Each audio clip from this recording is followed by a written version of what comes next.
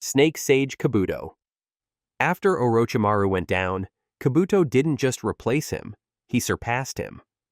My guy literally spliced Orochimaru's DNA into his own body, then marched himself to Ryuchi Cave to master Sage mode. And that was it, Kabuto's final form, his absolute strongest transformation. What came out of that grind was basically a monster evolution. His body was covered in shiny scales, horns shot out of his head, his eyes turned all snake-like, and his regeneration was absolutely busted. And it wasn't just Orochimaru's DNA. Kabuto went full buffet mode. He added Suigetsu, Karin, Kimimaro, and Jugo into the mix. That gave him a whole ninja starter pack of abilities.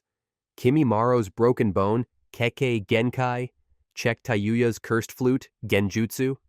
Check. And the wildest flex, well, thanks to Jugo's cells, he could absorb natural energy while moving. Most sages gotta stay still, meditate, and focus. Kabuto was casually doing it mid-battle. Absolutely cracked. His Snake Sage mode arsenal was ridiculously OP. Sage Art, White Rage Technique, a combo of blinding light and ear-shattering sound that paralyzes everything around him, even Uchiha with Sharingan hacks. Like, imagine hitting pause on the whole battlefield. At one point, Kabuto literally overpowered both Sasuke and Edo Itachi, two Uchiha prodigies running Mangekyo Sharingan at the same damn time. Then you've got Senpo, Muki Tensei, which let him control the entire cave like it was his personal playground. The walls, the floor, everything moved because he said so. To keep it real, if Itachi wasn't in Edo Tensei mode, aka immortal zombie body with infinite Sharingan regen, that fight could have ended way differently. Kabuto was powerful, insanely smart, and practically unkillable. At this stage, he was legendary. Honestly, he was probably the closest thing anyone had gotten to the Sage of Six Paths in generations. Oh, and we can't forget, while flexing all this, Kabuto was also controlling nearly 50 reanimated shinobi at full power through Edo Tensei. Multitasking on god-tier levels. In the end, the only way Itachi could stop him was by busting out Izanami, a forbidden technique that sacrifices an eye just to trap Kabuto in an infinite mental loop. Because let's be real, beating him head-on wasn't even an option. Now, if you've made it this far, welcome to the amazing world of anime. This is the place for true fans like you, where we celebrate all the magic, action, and emotions anime brings to our lives. You've watched, you've felt the hype, you've been lost in these beautiful fantasy worlds, but, have you hit that subscribe button yet? Right now, almost 90% of you are watching without subscribing. Just imagine, if everyone hit sub, we could build one of the strongest anime communities out there. So, go ahead, click that subscribe button right now, so you won't miss any new episodes, deep dive breakdowns, or awesome anime content coming your way. Thank you so much. Dual Rinnegan and Rinne Sharingan Jubidara. Madara Uchiha, the Uchiha boss, the dude who threw hands with Hashirama like it was nothing, and still lived long enough to run his whole master plan, eventually hit God mode. And that God mode is Jubi Madara rocking dual Rinnegan and the Rinne Sharingan. His path to this busted form was wild. First, he gets revived with Edo Tensei, treats the entire Shinobi Alliance and all 5 Kage like they're warm-up dummies, then jacks his Rinnegan back from Obito, and finally fuses with the Ten Tails. Boom, unstoppable. And yo, even before he unlocked that third eye, just having dual Rinnegan was already ridiculously broken. With that alone, he used Limbo, Border Jail, basically summoning invisible clones in another dimension. Only Naruto with 6 paths power and Sasuke with Rinnegan could even sense them. Everybody else? Swinging at air while Madara casually fought the Alliance and both Naruto and Sasuke at the same time, like it was light sparring. Then the real insanity hit, the Rinne Sharingan, that glowing red third eye on his forehead. With it, he dropped infinite Tsukuyomi, putting literally the whole world into an endless dream. The only ones who dodged it were Naruto, Sasuke, Sakura, Obito, and Kakashi, and that's only cause Sasuke's Susanoo saved them. This Madara was beyond broken. He tanked Might Guy's 8th gate, yeah, the strongest taijutsu move in the series, then kept fighting Naruto and Sasuke, even after Hagoromo handed them 6 paths buffs. He was still untouchable, still flexing like a god-tier final boss. Honestly, there was no real way to beat him. And that's probably why Kishimoto had to pull the wildest plot twist ever, Zetsu stabbing him in the back and reviving Kaguya to replace him. Jubito. Man, after years of scheming in the shadows, pulling Akatsuki strings, bagging all the tailed beasts, and finally bringing back the Ten Tails, Obito hit his ultimate flex. Becoming the Ten Tails Jinchuriki. This was literally the peak of a plan he'd been cooking for almost 20 years. And the second he absorbed that monster, the whole Naruto world straight up witnessed a nightmare. His body got covered in these creepy scale-like patterns, truth-seeking orbs started floating around him like mini black suns, and he was glowing with this crazy black and white aura. And don't even forget that cracked combo, Rinnegan in one eye, Sharingan in the other. In this form, he was absolutely loaded. Those truth-seeking orbs were basically god-tier weapons. They could change shape into anything, erase whatever they touched, and when you stacked that with Kamui, Obito could just warp space and teleport whenever he wanted. Then he pulled out the sword of Nunoboko, a legendary chakra blade that the Sage of Six Paths himself once used. Totally insane. And yeah, he straight up bullied the entire Shinobi Alliance. Even the reanimated Hokage couldn't scratch him. At one point, the sword of Nunoboko almost erased the whole battlefield in one swing. Even when Naruto busted out Biju mode, he still couldn't fight Jubi Obito head-on. Obito was operating on a completely different level. He only started slipping when Tobirama figured out that Senjutsu was the secret to countering those truth-seeking orbs. And in the end, Obito wasn't taken down by brute force. He fell because Naruto and the Alliance broke his heart, not his body.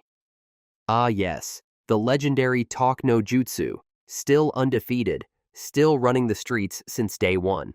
Dual Mangekyo and Six Paths Kakashi. Man, in all of Naruto, there are barely any moments as absolutely insane as Kakashi popping off with Dual Mangekyo Sharingan and Six Paths Chakra. Like, 1 second this man had no Sharingan at all, just your average copy ninja without his copy tools, and the next, he's basically a god, throwing hands with Kaguya Otsutsuki herself, the mother of all chakra. This legendary glow-up went down at the end of the Fourth Great Ninja War. At first, Kakashi was cooked. Madara had snatched his Sharingan, and it looked like Kakashi was finished. No more top-tier fighting. But then, Obito came back from the afterlife, handed over both of his Mangekyo Sharingan, and even blessed Kakashi with the last of his Six Paths Chakra. That's a divine upgrade if I've ever seen one.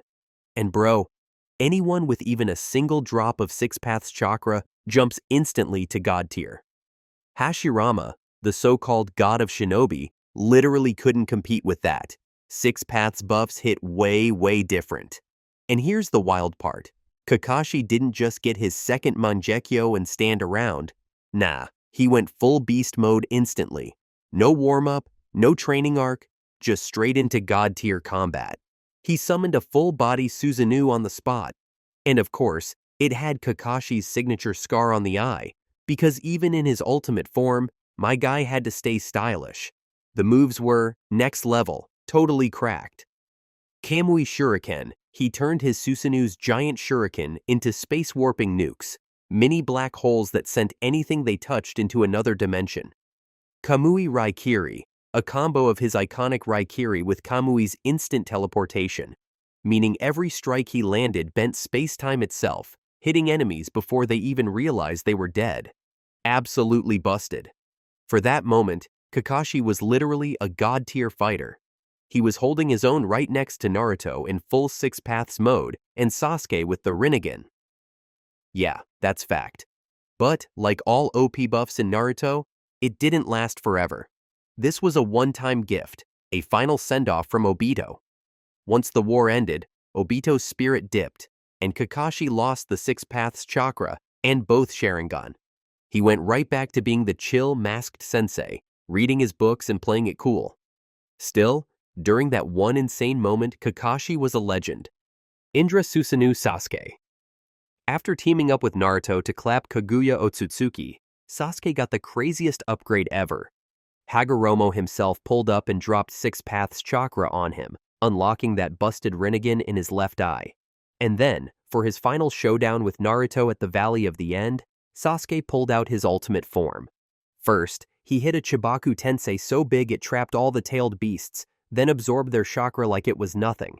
At the same time, he dropped his full-body Susanoo, but this wasn't just regular Susanoo. He turned it into a whole vessel for that tailed beast chakra, and then Indra mode Sasuke was born. Peak form, pure destruction, the perfect rival to Naruto's Ashura mode. This was the rematch at the Valley of the End, the same place they first threw hands as kids. But now, they weren't just rivals anymore.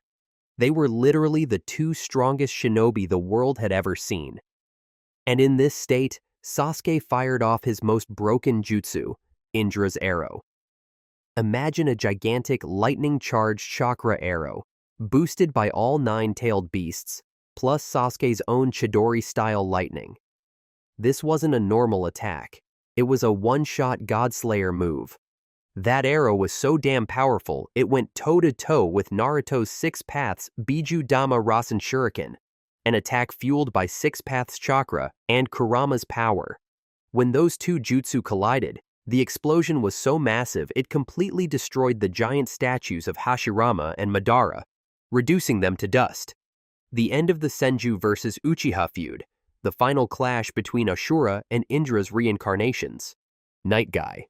In a world packed with genius ninjas spamming flashy jutsu and busted kekkei genkai, Might Guy was built different. No fancy chakra tricks, no broken bloodline hacks, just raw, pure taijutsu.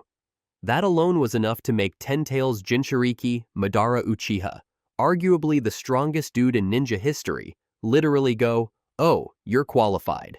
When everything looked hopeless against Madara's godlike power, Guy stepped up, burning brighter than ever in one last explosion of youth.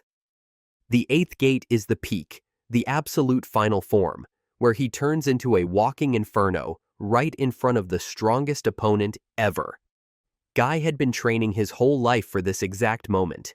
During the 4th Great Ninja War, when Madara was casually steamrolling the entire Shinobi Alliance, Guy knew it was time. He knew this was the ultimate trump card, the final ace to protect his comrades and prove that taijutsu could actually scrap with a god. The instant he opened the 8th gate, his aura went blood red, steam blasted off his body as his chakra literally burned his muscles away, and his hair spiked up like he was about to detonate. And honestly, he kind of was. Every second in this state shredded his body apart, but in exchange, he had the kind of power that even made Madara admit, "Okay, yeah, this dude's absolutely insane." Then came Night Guy, the all-or-nothing finisher, where Might Guy dumped every last ounce of his life force into one single, world-ending strike. And real talk, this might just be the strongest attack ever thrown by a ninja without using any chakra hacks. That move was so ridiculously OP, it bent space itself. Even Madara, with his busted god-tier Rinnegan reflexes, couldn't react in time. Yeah, the same Madara who clowned the 5 Kage and toyed with both Naruto and Sasuke had to admit that Guy was the strongest taijutsu user he had ever faced. That's some top-shelf respect coming from a dude who never respected anybody. When Night Guy landed, the air twisted, the battlefield warped, and for a split second, it looked like Madara might actually die. This was the first, and probably the only, time in the entire series where a taijutsu-only fighter pushed a literal god-tier opponent to the edge. Sure, it didn't last long, but for those few glorious seconds, Might Guy proved that fists alone could shake the heavens. Byakugo activated Tsunade. When the 4th Great Ninja War kicked off, we finally saw Tsunade at her absolute peak, and that peak was Byakugo no Jutsu, where she basically turned into a walking chakra storm that refused to die.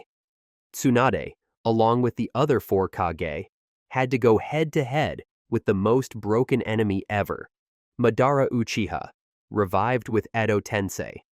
And not just any Madara, this was Madara with the Rinnegan, wood release, the same guy who used to throw hands with Hashirama Senju. Now he was back as an immortal with infinite chakra thanks to Kabuto's busted reanimation jutsu. And here's the crazy part, Tsunade still held her ground.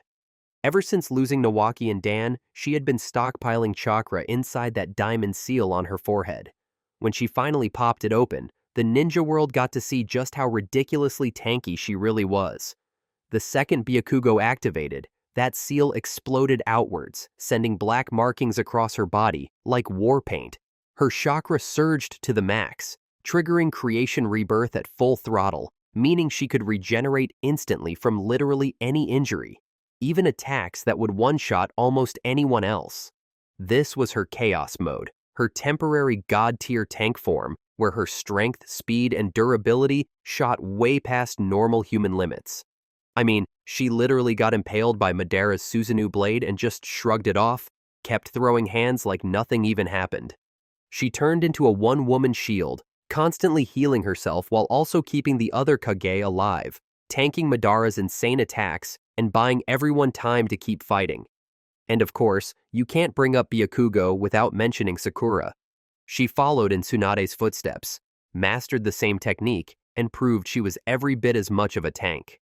Summoning Lady Katsuyu, smashing dozens of Ten Tails clones, tanking Madara's god-level hits, and even feeding Obito enough chakra to sync Kamui with Kaguya's dimensions.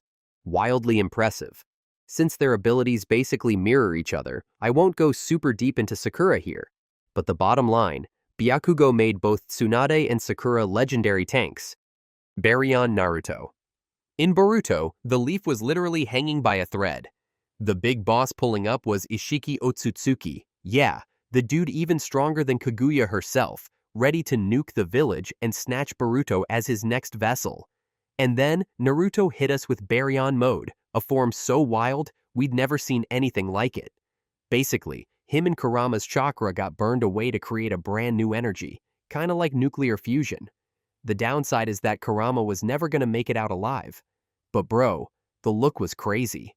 Naruto got wrapped in this blazing red aura, his whole body dripping with a brand new cloak, and his face flexing Kurama's beast features. Man turned into a walking nuclear reactor, just pumping out energy that no shinobi in history had ever seen. And the busted part is that Naruto didn't even need Rasengan, didn't need shadow clones, none of that. Every single move, every punch, kick, or tap was instant death. His chakra didn't just hurt, it literally shaved years off Ishiki's lifespan with every touch. Like every time Naruto connected, Ishiki's clock was being deleted in real time. This was Naruto completely broken.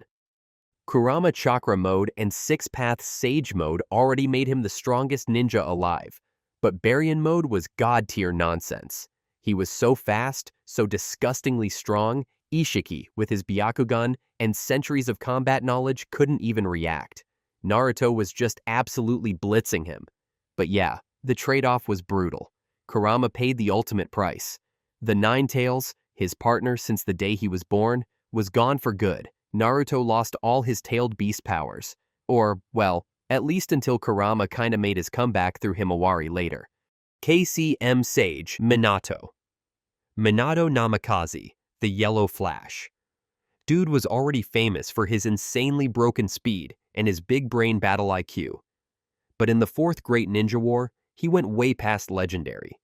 My guy pulled up with Kurama Chakra mode and Toad Sage mode at the same time, basically fusing Ninetail's power with natural energy. Here's how it went down. The war was at rock bottom. The whole world was about to get stomped out by not one, but 2 busted Uchiha running the battlefield. Then, Orochimaru's Edo Tensei drops the past Hokage back into the mix. And Minato? He wasn't just revived. He had a bonus DLC. The yin half of Kurama sealed inside him ever since the night he sacrificed himself for the leaf and baby Naruto. So when Minato popped Kurama Chakra mode, he stood side by side with his son. And then out of nowhere, he flexed Toad Sage mode too, a skill he had already mastered at Mount Myoboku, but never got the chance to actually show while alive. And he did it effortlessly. No warm-up, no struggle, just boom, Sage Minato unlocked. So if anybody ever dares to ask, was Minato strong? Let's run the receipts. Flying Thunder God, Rasengan, Kurama Chakra mode, Sage mode, cracked sensory skills, bro was absolutely stacked. The only catch is that this final form only showed up after he was already dead. And in that state, he didn't waste time. He teamed up with Naruto to land a Sage Rasengan on Obito while he was 10 tails Jinchuriki. That hit was clutch, weakening Obito and letting Naruto pull the tailed beasts out of him, basically flipping the whole war around. Minato didn't get to shine in this form for long, but every second was legendary. Kishimoto gave one of the most loved characters in the series this insane last-minute power-up, and even if it only lasted a few chapters, it was the perfect way to send him off. Alright, that's it for today. Thanks for watching, and we'll see you next time.